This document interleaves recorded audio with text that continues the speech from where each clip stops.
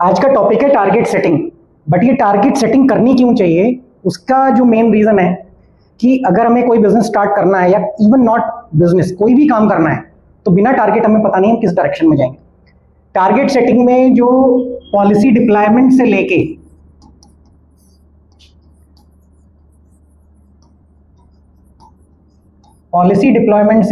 DWM तक का एक साइकिल होता है।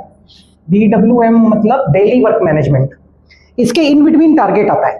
तो एक ये पूरा प्रोसेस है जिससे कंपनी जो विजन देखती है उस विजन को कैसे हम सच कर सकते हैं, उस पर काम करते हैं। तो आज मैं सबसे पहले आपको वो पूरा फ्लो दिखाऊंगा कि आखिर मैं क्यों टारगेट की बात कर रहा हूं। ये एक कंपनी का पॉलिसी डिप्लॉयमेंट से DWM तक का फ्लो है जो ISO 9001 से मैच करता है। सारी रिक्वायरमेंट पूरा ISO 9001 एक पिक्चर में दिखाया गया है, जिससे हमें ये पता लगता है कि हम विजन से ले, जैसे हमारा विजन है 10,000 करोड़ का business, 1 billion people trend, free education. तो अब उस विजन को हम मेजरेबल पैरामीटर में कैसे चेंज करेंगे, क्या हमारे टारगेट होने चाहिए, उस वहां से स्टार्ट होता है। सबसे पहले आप सपना देखते हैं, विजन क्या है मेरा। तो ओवरऑल विजन यहाँ पे आ जाता है कि हमें 10,000 CR का बिजनेस करना है इस स्टार्टअप से। देन हमारा मिशन क्या होता है।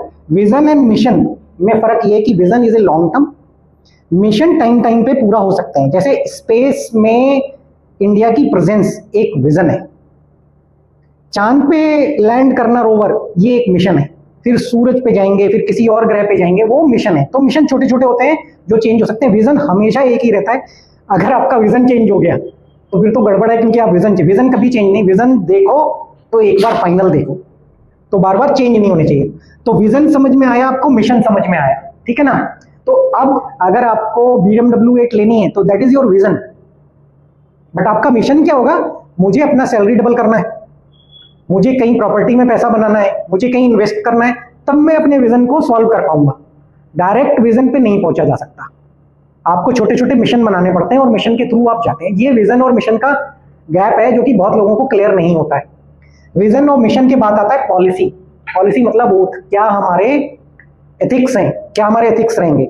जैसे विजन के बिहाफ पे हमने अपना एथिक्स बनाया कि हम इंप्लॉय केयर पे ज्यादा ध्यान देंगे बजाय कस्टमर केयर पे, बिकॉज कस्टमर केयर मेरा इंप्लॉय करेगा, मेरी टीम करेगी, and they will not called even as an employee, they are the team member.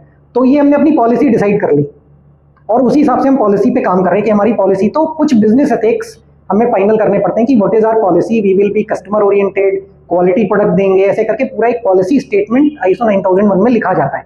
देख, पॉलिसी के बाद आपका आता है ऑब्जेक्टिव, ठीक है।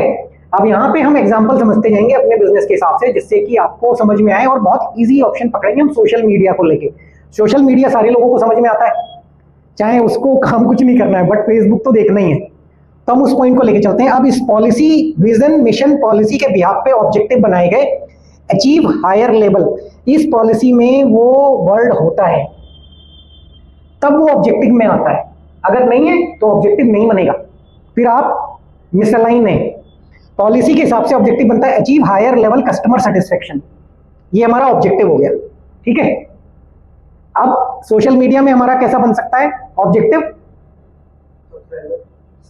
माइलस्टोन जो भी है, गोल्डन बटन, सिल्वर बटन, ठीक है ना। अब उस गोल्डन बटन और सिल्वर बटन को अचीव करने के लिए का ऑब्जेक्टिव से ऑब्जेक्टिव मेजर, उसको मेजर कैसे करेंगे।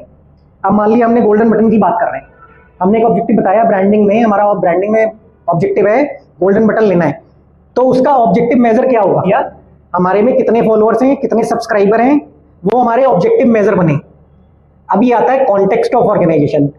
जो ISO 9001 नया 2015 आया, उसमें ये चेंजेस आए। पहले 8 क्लॉजेस होते थे, फिर 10 क्लॉजेस हाई लेवल हुए और कॉन्टेक्स्ट ऑफ ऑर्गेनाइजेशन उसमें ऐड किया गया। यहाँ पे ये होता है कि हमारे context of organisation, why we exist, what is the reason of existence. तो internal context, values and culture, ये इस ऑब्जेक्टिव से लिंक रहेगा कि हम अपने वैल्यूज और कल्चर को मिसअलाइन नहीं करेंगे, फायर नहीं करेंगे। इसके बाद ये 3 चीजें ऐड हुई, risk and opportunity and need and expectation.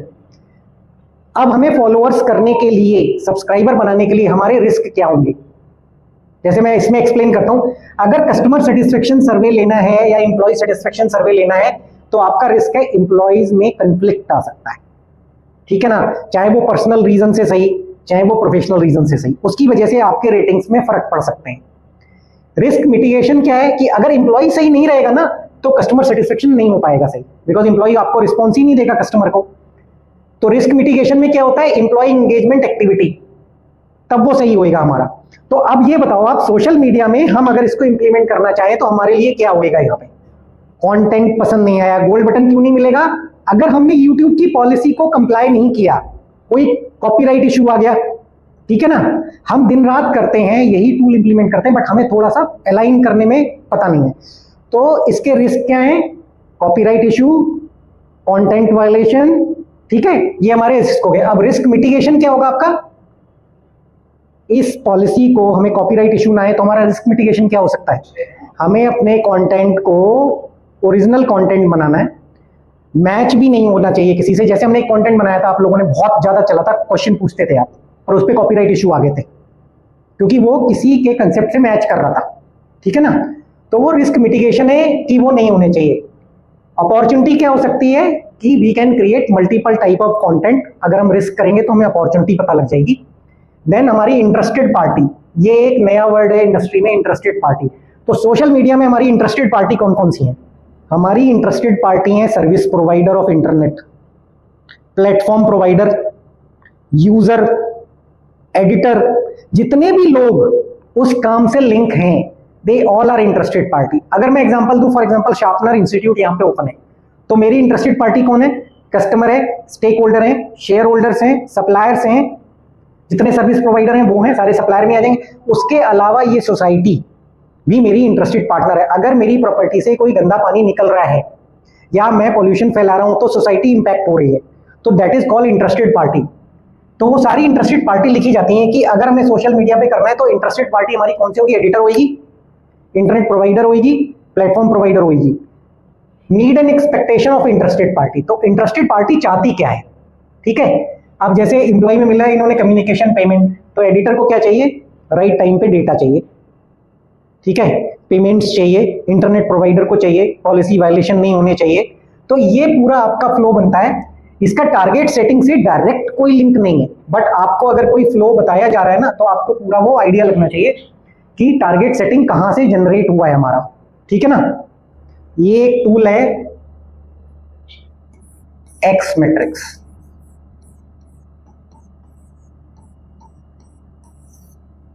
जो कि इन बिटवीन यहां पे आता है, जिसमें एक और टूल होता है BSc, balance score card.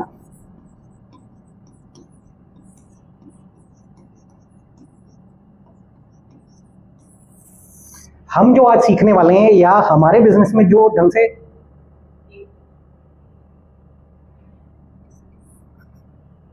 X matrix, ठीक है, तो हम जो सीखने वाले हैं आज वो सीखने वाले हैं एक्स मैट्रिक्स, क्योंकि हमारे टाइप के बिजनेस में एक्स मैट्रिक्स ज्यादा सूटेबल है बजाय बैलेंस स्कोर कार्ड के। अगर मैं सर्विस इंडस्ट्री की बात करता हूं तो उसमें ज्यादातर बीएससी इंप्लीमेंट होता है, मैन्युफैक्चरिंग में एक्स मैट्रिक्स इंप्लीमेंट होता है, बट हम लोग एक्स मैट्रिक्स इंप्लीमेंट कर रहे हैं यहाँ पे।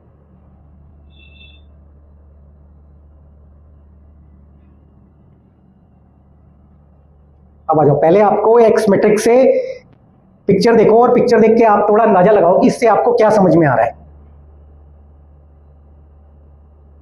इससे कुछ आपको समझ में आ रहा है कि क्या चल रहा है?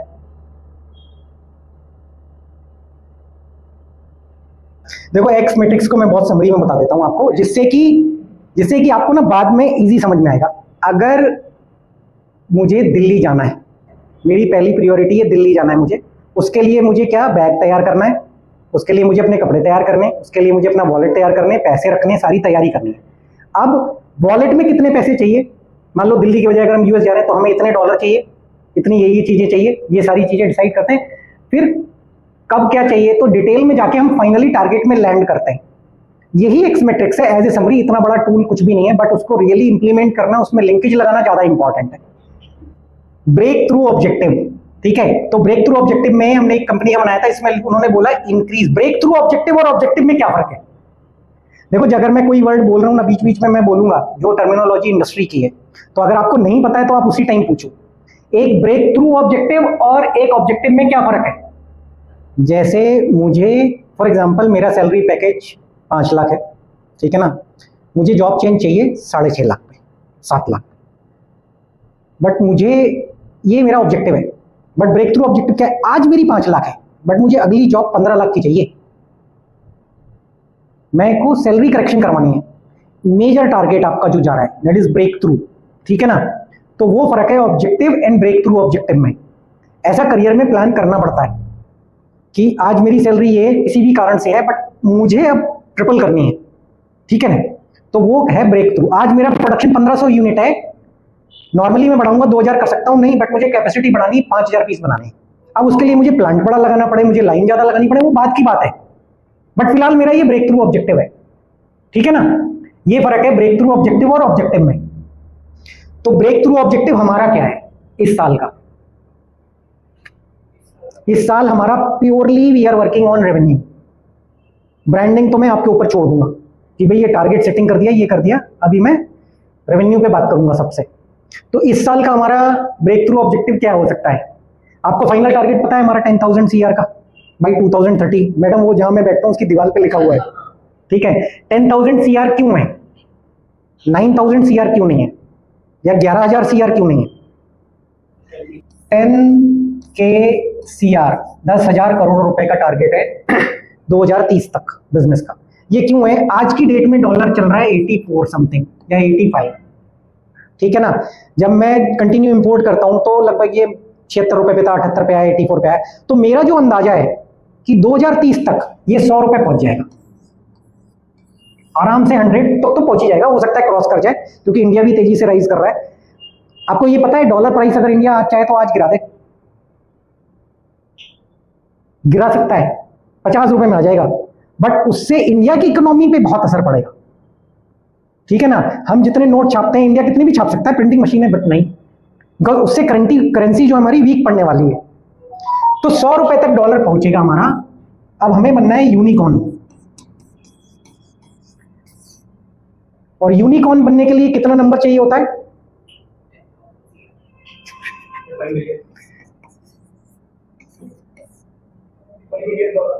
Dollar 1 billion. तो 1 बिलियन डॉलर को अगर मैं 100 रुपए के हिसाब से चेंज करता हूं तो 10,000 करोड़ ही बनता है। इसलिए ना तो 9,000 करोड़ है वो, ना 11,000 करोड़ है, प्रॉपर 10,000 करोड़ का टारगेट ही सेट किया हमने। तो अब हमारा ब्रेक थ्रू ऑब्जेक्टिव क्या होगा? 10,000 करोड़ तो हमारा टारगेट है। अब मैं यहाँ पे प्रैक्टिकली आपको इधर से लेके चलूंगा, पूरा वो करूंगा, देन उसको आप उसके बाद आपके पास एक एक्सेल शीट आएगी सेम ब्लैंक, जिसमें एक्स मैट्रिक्स आपको अपने लिए बनाना पड़ेगा, आपके जो प्रोसेस दिए जाएंगे उसके लिए, ठीक है। तो ब्रेक थ्रू ऑब्जेक्टिव अब हम ईयर ऑन ईयर पे बात करेंगे, 12 मंथ के लिए बना रहे हैं, इस साल के लिए एक्स मैट्रिक्स बना रहे हैं, अगले साल फिर से एक्स मैट्रिक्स बनाएंगे। तो फॉर एग्जांपल हम अपना टारगेट लेके चलते हैं कि हमारा इस साल का टारगेट 10 CR करोड़ का है, कि हमने 10 करोड़ का बिजनेस करना है इस साल में, ठीक है। तो यहां पे क्या लिखा जाएगा?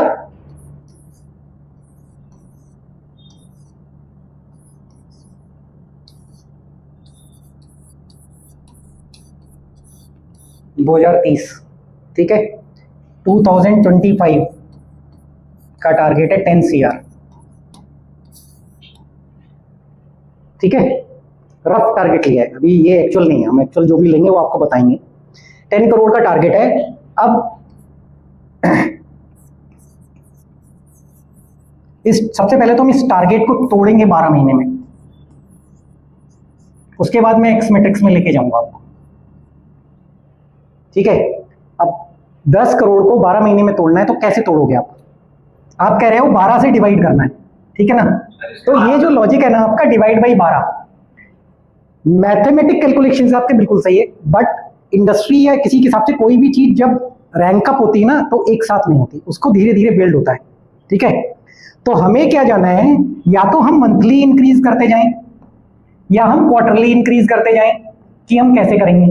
तो सबसे पहले तो हमें जो डिवाइड करना है वो जनरल जो प्रैक्टिस है इंडस्ट्री, गलत ये भी नहीं है, बिल्कुल गलत नहीं है, बिल्कुल सही है, बट जनरली जो प्रैक्टिस होती है, अगर मैं 12 करोड़ की बात करूं तो मेरी पूरी कोशिश होगी कि 5 करोड़ में पहले 6 महीने में बनाऊं। एक सिंपल अगर मैं करूं तो 5 और 7 का कॉम्बिनेशन रखता हूं, ठीक है, कि 6 महीने में मैं 5 लेके चलूंगा और बाकी 6 महीने में 7, क्योंकि स्टार्टिंग में प्रोसेस सेटअप मॉडिफिकेशन समझने पड़ेंगे, तो मैं वहां पे वो अमाउंट डालूंगा, या मैं क्वार्टर वाइज लेके चलूं, ठीक है ना। उस हिसाब से आपको यहाँ पे टारगेट वैल्यू सेट करनी पड़ेगी। तो हमें ये तो समझ में आ गया, हम जैसे आपकी बात करते हैं कि हमने एक ही जैसा मान लिया, 83 लाख हमारा सारा इसमें कंप्लीट हो गया, हमने डाल दिया। अब ये अचीव कैसे होगा उसको समझने के लिए हमें जाना पड़ेगा टारगेट मैट्रिक्स में दोबारा से। अब यहाँ पे हमने फॉर एग्जांपल डाला 10 करोड़, ठीक है ना। अब हमें समझ में आ गया मंथली यहाँ पे इतना इतना आना चाहिए, कीप असाइड, अभी उस पर काम नहीं करना। अब आपने क्या देखना है कि ये जो हमें 10 करोड़ का बिजनेस चाहिए, ये हमारा किस किस जरिए से आ सकता है। जैसे यहाँ पे बोलते हैं इंक्रीज रेवेन्यू, तो उन्होंने बोला improve cash flow, enter in new segment मतलब नई सर्विसेज लाओ, ऑपरेशन कॉस्ट रिडक्शन, ऑपरेशन की कॉस्ट कम करो, ठीक है। अब मैंने ये दो चीजें बोली हैं, यहां पे आप ध्यान देना। मैंने बोला इंक्रीज रेवेन्यू, कैश फ्लो बढ़ाओ, एंटर इन न्यू सेगमेंट, नया बिजनेस नई सर्विसेज लाओ, फिर बोला मैंने ऑपरेशन कॉस्ट रिडक्शन। बट आपको यहां पे चेंज लग रहा है कि यहां पे तो दो कलर ये हैं बट यहां पे नीचे है, यही समझना जरूरी है पूरे एक्स मैट्रिक्स में। क्योंकि अगर मैं ऑपरेशन कॉस्ट कम करता हूं तो उसका रेवेन्यू से कोई लेना देना नहीं है, उसका लेना देना है प्रॉफिट मार्जिन से। आज मैं 10 रुपए की चीज बना रहा हूं, 11 में बेच रहा हूं, 11 का रेवेन्यू है, 1 रुपए का प्रॉफिट है। अगर मैं वो चीज 9.5 में बनाने लगता हूं तो रेवेन्यू तब भी मेरा 11 रहता है बट मेरा प्रॉफिट 1.5 रुपए हो जाता है। तो एक्स मैट्रिक्स में इसीलिए जो इन्होंने ऑपरेशन कॉस्ट रिडक्शन है वो यहां ब्लू नीचे रखा है, क्योंकि नीचे का टारगेट है कि रेवेन्यू तो हमने 10 करोड़ लाना है बट हमें price increase from EBITDA greater than 10%, मतलब प्रॉफिट बढ़ाना है हमने। ये जो टर्म ईबिटा और ईबिट सब जब आप पढ़ोगे तो समझ में आएगा, ऐसी कोई खास जरूरत है नहीं, आपकी प्रोफाइल अलग है बट एज ए नॉलेज आपने लेना चाहिए। तो यहां पे ओवरऑल आप प्रॉफिट समझ के चलो कि प्रॉफिट है, तो जो पॉइंट जिससे लिंक होता है आपको सिर्फ उसी से लिंक करना है यहां पे, ठीक है ना। हम जब रेवेन्यू की बात कर रहे हैं, हो सकता है दूसरी लाइन में हम ब्रांडिंग की बात करें, ठीक है ना।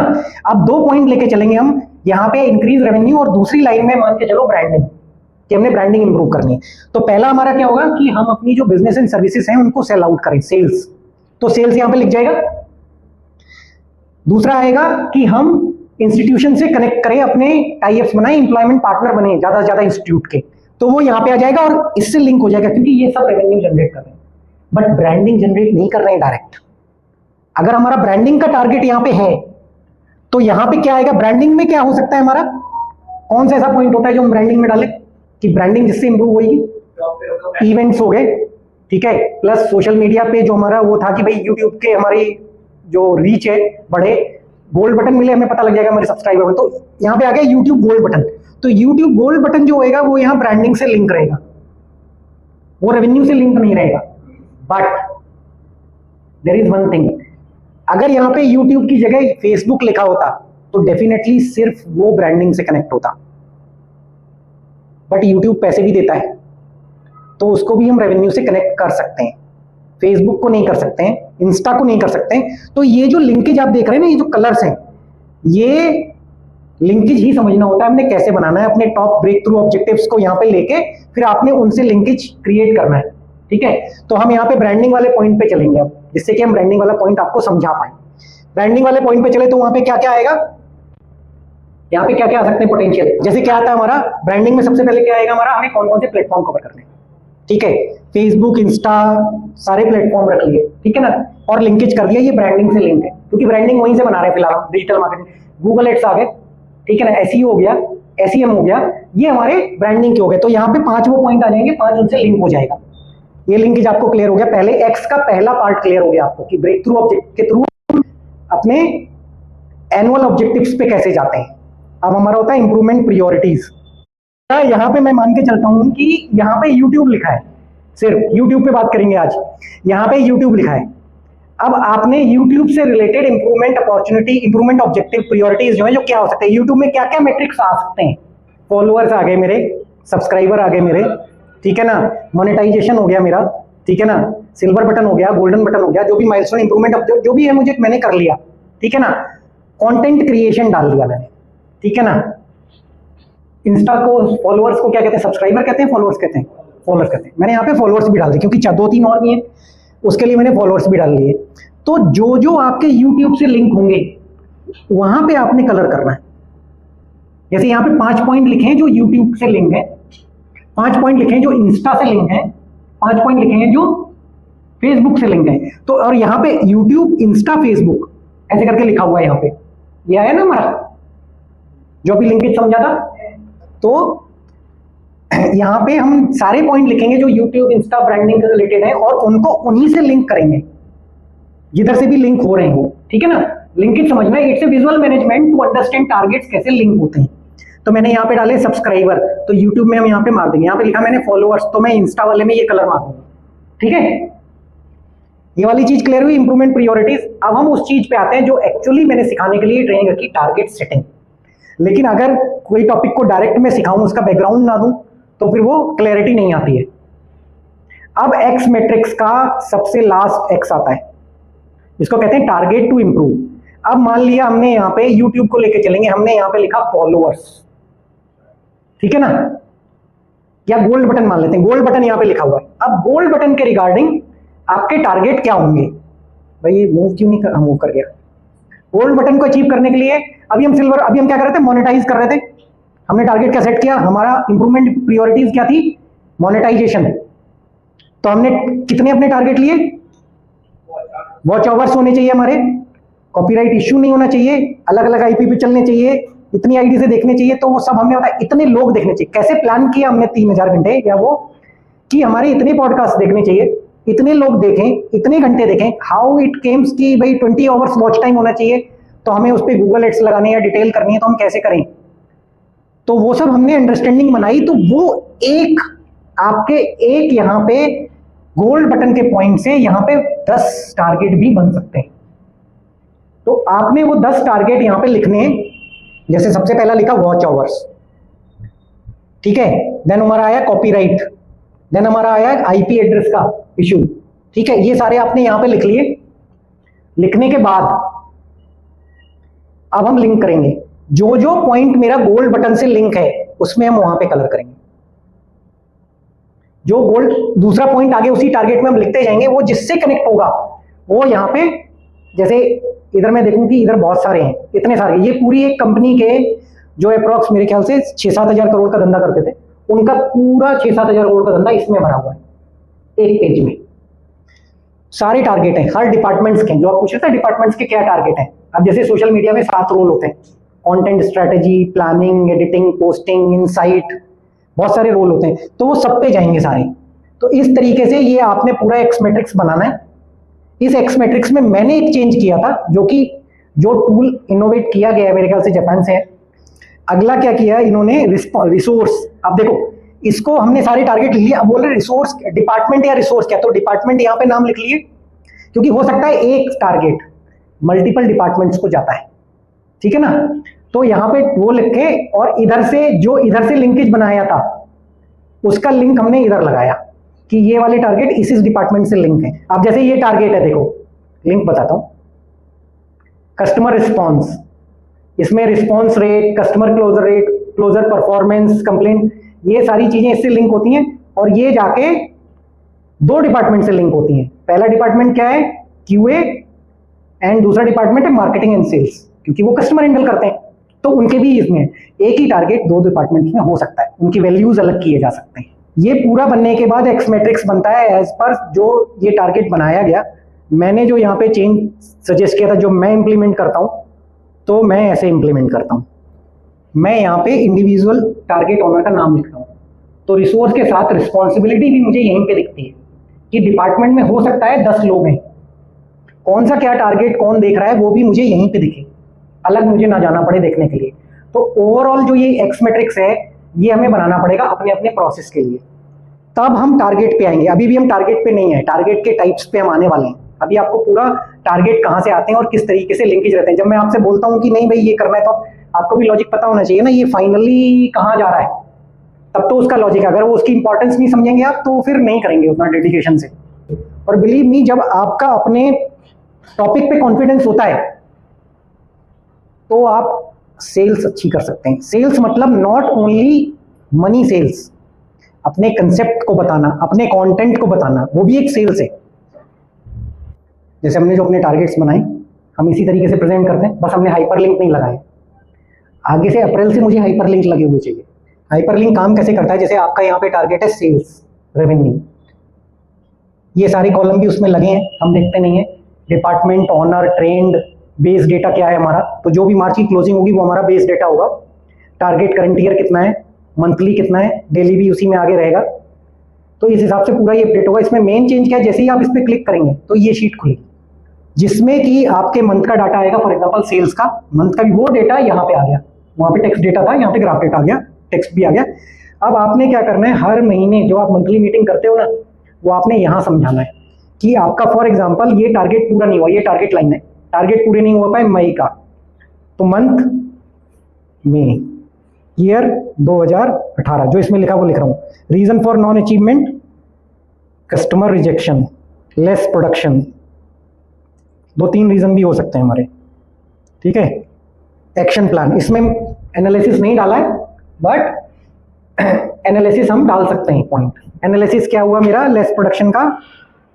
फॉर एग्जांपल जैसे हम अपने ही बनाते हैं तो ज़्यादा इजी रहेगा। हमारा क्या है, मार्च 2025 हमारा आया 200 hours watch time not achieved. यही हो रहा है ना, अभी हम 200 पे पहुंच नहीं पाए, एक बार भी माइलस्टोन क्रॉस नहीं किया हमने। अब अगर मान लो फॉर एग्जांपल मैं यहाँ पे, अच्छा ये इसको डीमर्ज किया मैंने, इसको उठा के इधर किया, यहाँ पे लग दिया एनालिसिस। तो 200 घंटे का एनालिसिस फॉर एग्जांपल XYZ कुछ भी हो सकता है, IP address issue, people issue, जो भी है आप इसमें डाल सकते हो एनालिसिस। एक्शन प्लान क्या है, पीपल इशू क्या है, more focused monitoring, penalty. Then जो एक्शन आपने डिसाइड किए वो करेगा कौन, ऐसा हो सकता है वो एक्शन कोई और लेने वाला है, तो उसका नाम, टारगेट डेट, एक्चुअल डेट जब वो कंप्लीट हुआ है, स्टेटस और रिमार्क्स। तो ये आपने अप्रैल से मेंटेन करना है, अपने टारगेट से ऊपर लेके। बिना टारगेट के तो व्यक्ति काम ही नहीं कर सकता ना। बिलीव मी, अगर मैं यहाँ ये बोल दूं कि भाई तुम आओ, घूमो फिरो, खाओ पियो, जाओ, 15 दिन में एक ये सिचुएशन है, आइए खाइए पिए जाइए बैठिए, करिए ना करिए कुछ। दूसरी है इतना इतना काम करना पड़ेगा, 15 दिन में वहां जुड़ जाएगा, भाई मेरे से काम करवा लो। ठीक है, सबसे पहले टारगेट के जो टाइप्स होते हैं वो टाइप्स होते हैं रिजल्ट इंडिकेटर, प्रोसेस इंडिकेटर।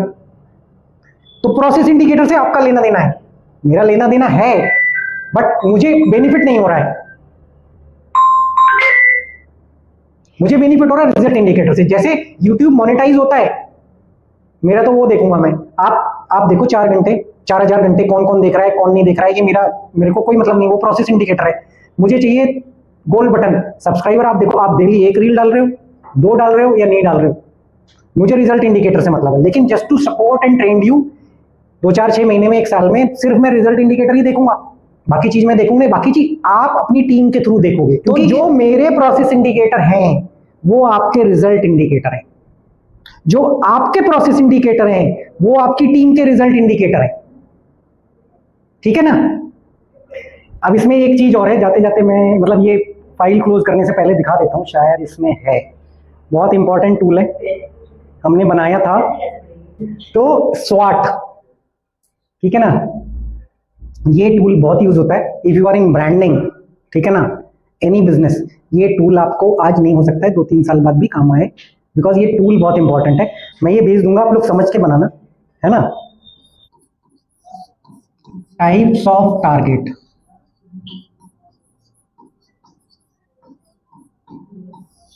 ये जो भी मेथोडोलॉजी है टाइप्स ऑफ टारगेट, ऐसा नहीं है कि ये कहीं लिखा है वर्ड में कि हाँ ये टाइप्स ऑफ टारगेट, ये मेरा अंडरस्टैंडिंग है जिससे कि मैं समझा पाऊं।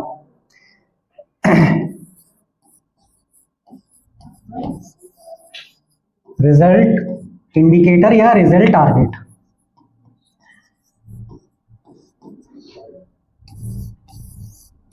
Process indicators,